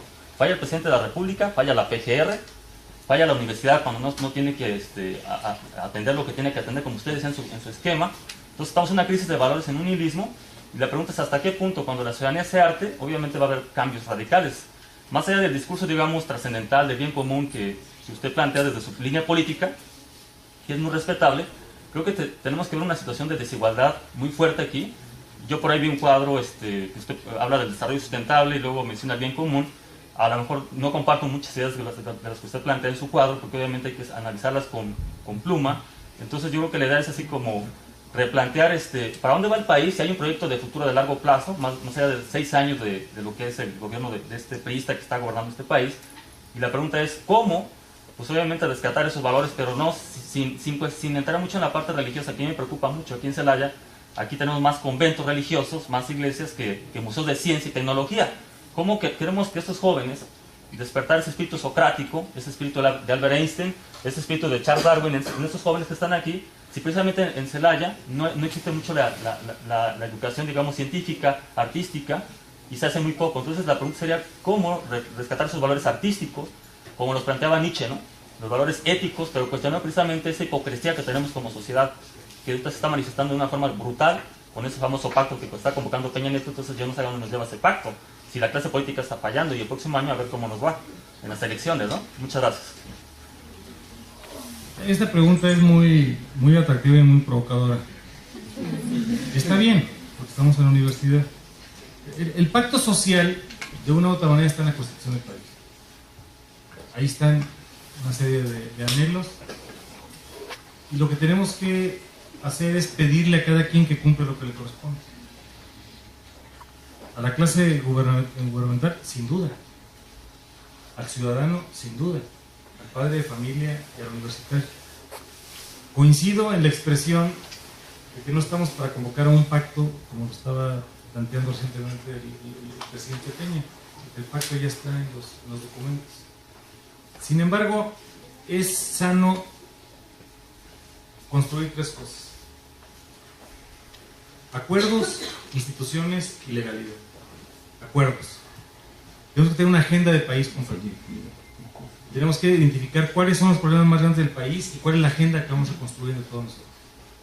Segundo, fortalecer instituciones, las familias, las universidades, sindicatos, cooperativas, empresas, iglesias, etc. Y tercero, esto pasa por el camino de la legalidad. Y ahí tenemos problemas muy graves. del estado de Chueco. El comparativo que tenía aquí entre desarrollo sustentable o sostenible y bien común es convencional, evidentemente no son dilemas, se tiene que construir de manera complementaria. Sin embargo, con todo y lo que se critique la palabra pacto, que siempre será limitativa, y yo reconozco mi crítica al Pacto por México. El Pacto por México nos dio 10 reformas, por lo menos para avanzar un poco en la parte energética, en la parte educativa, en la parte de telecomunicaciones, en competencia económica, en la parte financiera, en transparencia, en anticorrupción, etcétera, pero están en el papel. El reto es llevarlos a la realidad. ¿Cuándo se quiebra el pacto? Pues cuando un alumno no llega a clase, cuando un profesor no viene, cuando llega tarde, cuando no prepara, cuando no entrega la evaluación, todos estamos en falta. Y no es de lavarnos las manos. En el mundo normal, si cada quien cumpliese su trabajo, se vería más la sociedad y menos el gobierno. Por ejemplo, en este momento, probablemente la popularidad de los partidos está en su peor etapa, porque todos estamos en falta. Y entonces, frente a eso, ¿qué es lo que debe de guiarnos? Pues hay que fortalecer lo que es en este país y que la ciudadanía resurja. Y ser ciudadano implica ser buen hijo, buen padre, buen esposo, buen estudiante, buen profesor, buen empresario. Y no como en alguna ocasión yo me encontraba ahí a unos compañeros que estaban en la escalinata de la universidad y años después se habían encontrado, estuvieron en la escuela juntos. ¿Y tú qué haces? No, pues que yo soy carpintero, yo soy herrero, yo soy plomero, yo soy contador. ¿Y tú qué haces? No, yo soy estudiante, pero no ejerzo. Pues el problema es ese ejercicio que no tenemos que hacer. Entonces la pregunta de fondo es, pues sí nos toca a todos. Pues hay que tener una agenda para el país que pasa por acuerdos, instituciones y legalidad. Evidentemente con este comentario no se resuelve, pero es una búsqueda de todo. ¿Otra pregunta por aquí? Sí, gracias. Muy buenos días, mi nombre es Serena Almanza, soy alumna del primer semestre de la carrera de Administración Financiera. Yo creo que la indiferencia al individuo está más bien basada a cómo es que el conocimiento se llega hacia él, de cómo ve su entorno.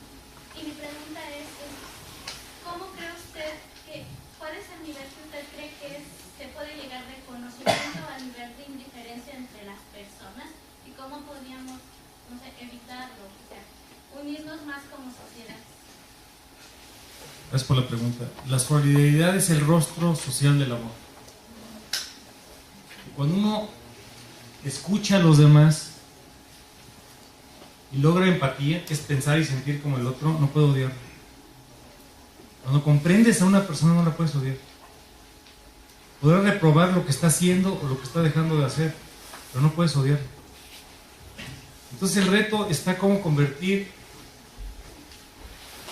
todo en amor, digo en sentido amplio, como un valor fundamental de la vida.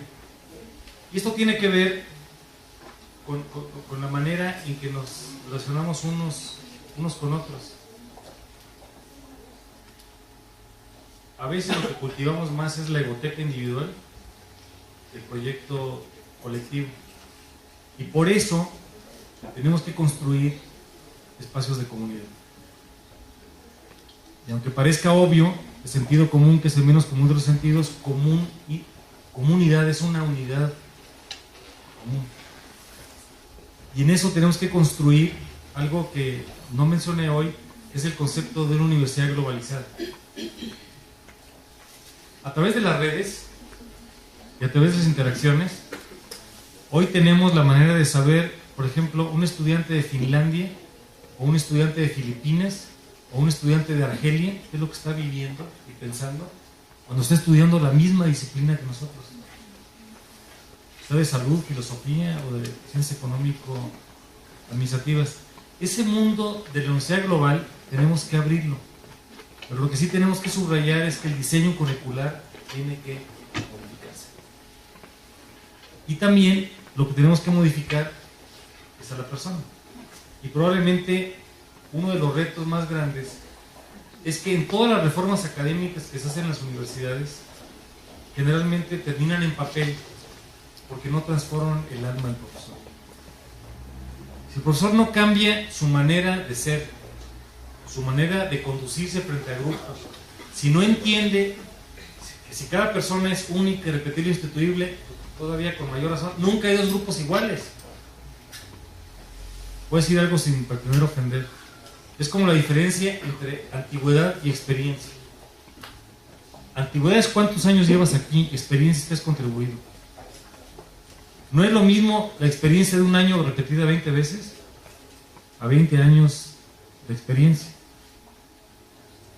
Porque a veces lo que nos falta, y ese es uno de los valores más importantes también a cultivar, es la innovación.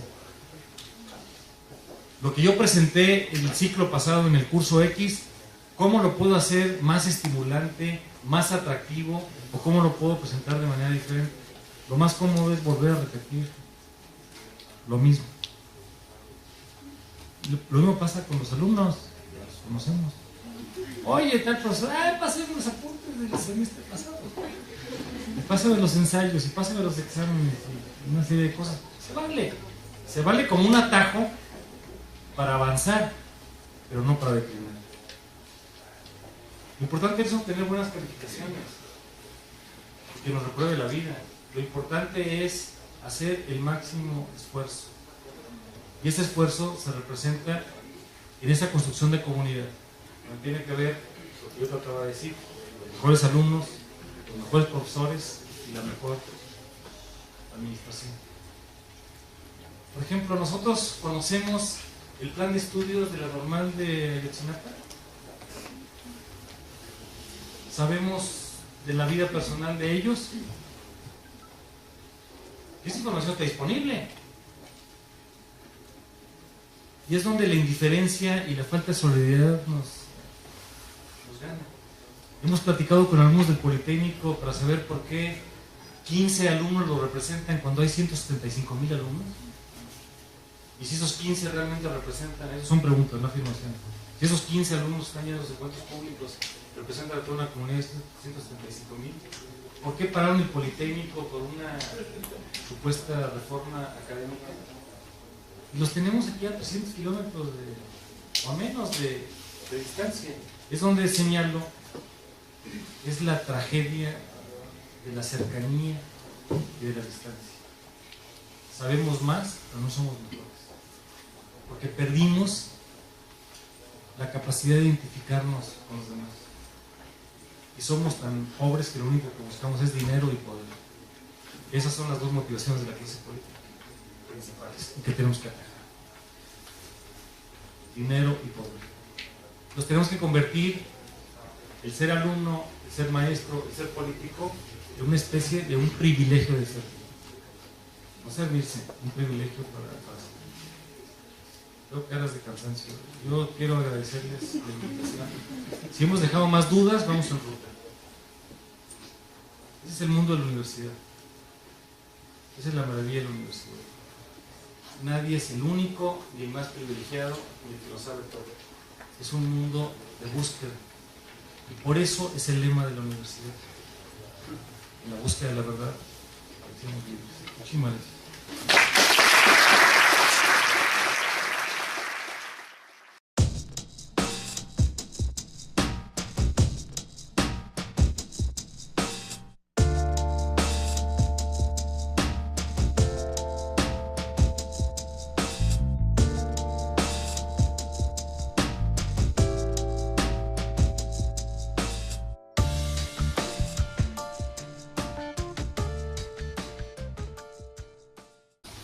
Vivienda.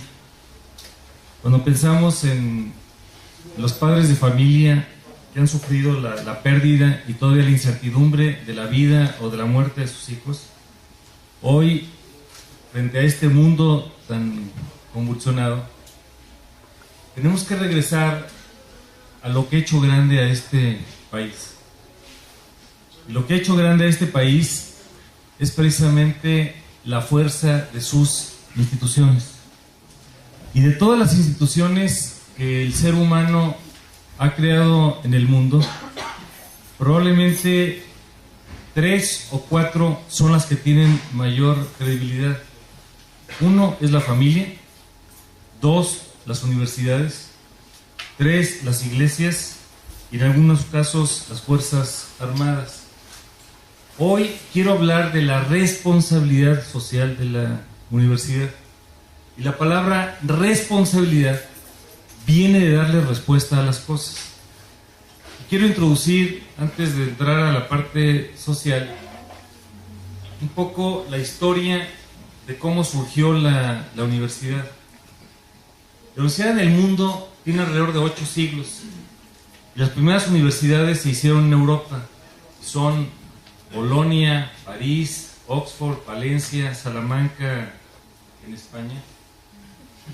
Y cuando uno piensa en esta institución llamada universidad, aquí tenemos alumnos, la razón de ser de la universidad, profesores, la forma de ser de la universidad. Tenemos que recordar para qué sirve esto. Las primeras universidades tenían generalmente 4 facultades. 1, teología, 2, filosofía, 3, derecho y 4, medicina. Al paso del tiempo, esto ha permeado más allá de la teología, la filosofía, el derecho y la medicina. Y tenemos que saber y preguntarnos, y es curioso, porque los que hemos tenido la fortuna de estudiar en una universidad, a veces no nos hacemos la pregunta de ¿para qué sirve esto? ¿De qué se trata? Y eso es lo que quiero introducir y luego entrar al tema. Una universidad es una institución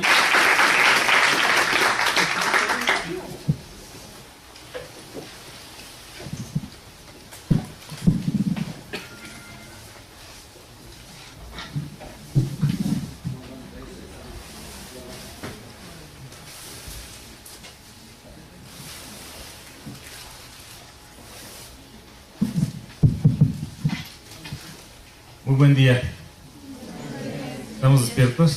Gracias. Quiero agradecerle a la maestra Alejandra Almanza que nos haya invitado y a los miembros del cuerpo académico que están presentes. Y el motivo por el cual nos han el día de hoy extendido la posibilidad de estar con ustedes es que queremos hablar del tema de la responsabilidad social de las universidades. Quiero hacer un comentario introductorio antes de proceder a la presentación del tema, con una reflexión y una lamentación del momento que está viviendo el país. Este país está postrado, se le ha quebrado el alma y tenemos retos espirituales monumentales. Y frente a esta crisis, cuando pensamos en lo que está ocurriendo en el Politécnico Nacional, la tragedia de los jóvenes de Ayotzinapa, los temas tan graves, solamente de abrir el periódico dan así como ganas de internarse en un psiquiátrico, porque estamos verdaderamente ante una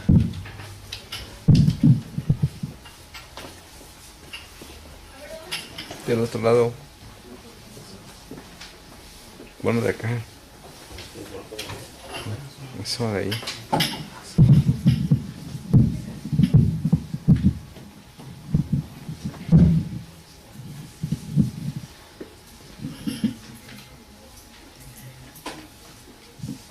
Gracias.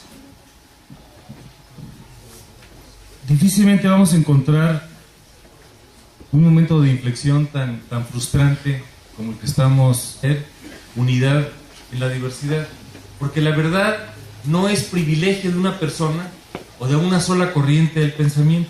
La verdad es una búsqueda que nos lleva a todos. Entonces, parte de la crítica que voy a hacer de la universidad en abstracto, no en particular de la de Guanajuato, es que no estamos haciendo lo necesario para contribuir a que el ser humano sea formado integralmente. Si yo no tengo mi problema existencial resuelto, difícilmente puedo ser una persona debidamente vinculada en la sociedad. Por eso la primera misión docente de la universidad es su misión vocacional. Y la palabra vocación viene de un llamado, y cada quien tiene que encontrar cuál es su papel en la vida. El segundo papel tiene que ver con la vocación profesional. Y ahí sí ya entramos directamente a la formación disciplinaria, a ser contador, abogado, economista, mercadólogo, administrador, médico, ingeniero, relacionista industrial, y aquí estamos varios que estudiamos relaciones industriales. Y esta es muy importante, pero no es más importante que la anterior. Si una persona no tiene primero su tema de vida resuelto, difícilmente va a ser un buen profesionista. La tercera es la misión social.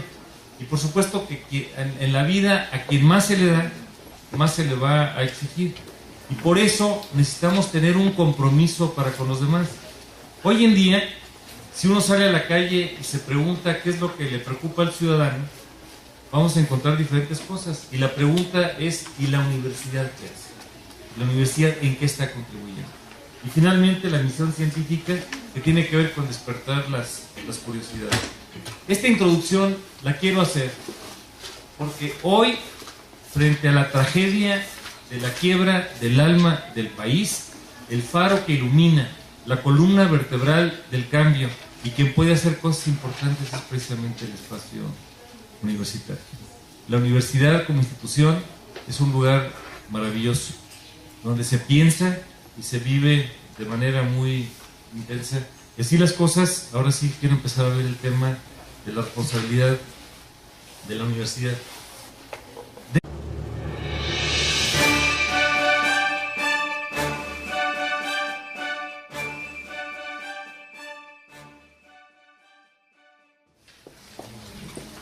El senador Juan Carlos Romero Hicks ha tenido estudios de licenciatura en Relaciones Industriales por la Universidad de Guanajuato, maestría en Ciencias Sociales por el Southern Oregon State College, maestría en Administración de Negocios también por el Southern Orange State College. Gran parte de su vida profesional la ha dedicado a la docencia, siendo catedrático de la Universidad de Guanajuato, fungiendo como rector en 1991, y durante su gestión le fue concedida su autonomía a la universidad el 21 de mayo de 1994. En Guanajuato ha desempeñado las funciones de presidente de la Comisión de Educación, secretario de la Comisión de Ciencia y Tecnología, secretario de la Comisión de Relaciones Exteriores América del Norte, integrante de la Comisión de Relaciones Exteriores, integrante de la Comisión Bicameral del Sistema de Bibliotecas del Congreso de la Unión, y dentro de su trayectoria ha sido presidente del Consejo Directivo del Consorcio para la Colaboración de la Educación Superior en América del Norte, presidente de la Organización Universitaria Interamericana, presidente honorario de la Organización Universitaria Interamericana, miembro activo del PAN desde 1999, gobernador de Guanajuato 2000-2006, director general del Consejo Nacional de Ciencia y Tecnología, CONACYT, 2006-2011, actualmente senador por Guanajuato y presidente de la Comisión de Educación. Y bueno, para el cuerpo académico, Ecología Social en las Organizaciones, ha sido muy importante para nosotros el que haya tenido la oportunidad de venir a platicar con nosotros sobre responsabilidad de las universidades. Y bueno, sin más preámbulo, los dejo con el senador Juan Carlos. Le brindamos un aplauso, por favor.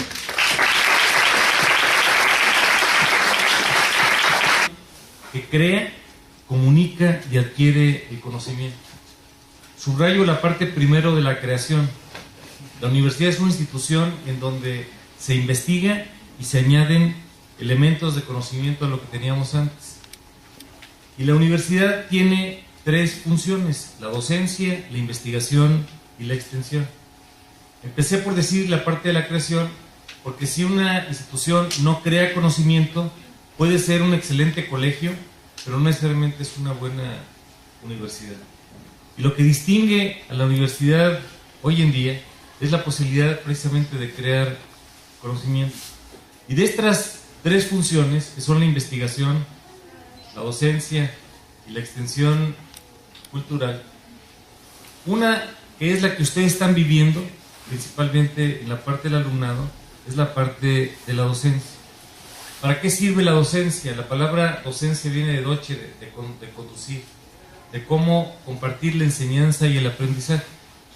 Agustín Basabe Fernández del Valle, que tiene una espléndida obra, entre otras, que se llama Ser y Quehacer de la Universidad, establece que el alumno, o quien está en el proceso de docencia, tiene 4 misiones fundamentales. Quiero que pongamos especial atención en esto, antes de entrar al tema. 1, la misión vocacional. 2, la profesional. 3, la científica. Y 4, la social. ¿A qué se refiere la primera, la misión vocacional? Se refiere a que la casa de estudios nos dé los elementos para descubrir quiénes somos, de dónde venimos y a dónde vamos. Primero somos personas y después somos profesionistas. Parte de la maravilla de la universidad es que lo primero que tenemos que formar es una persona. Más vale una persona completa que un buen tecnócrata. Y a este propósito, todas las preguntas se pueden y se deben formular en la universidad. En la universidad no hay preguntas ni temas prohibidos. Lo único que se pide es el rigor académico, el rigor metodológico para poder plantear las preguntas y las respuestas. Y ante las mismas preguntas no siempre encontramos las mismas respuestas. Se vale tener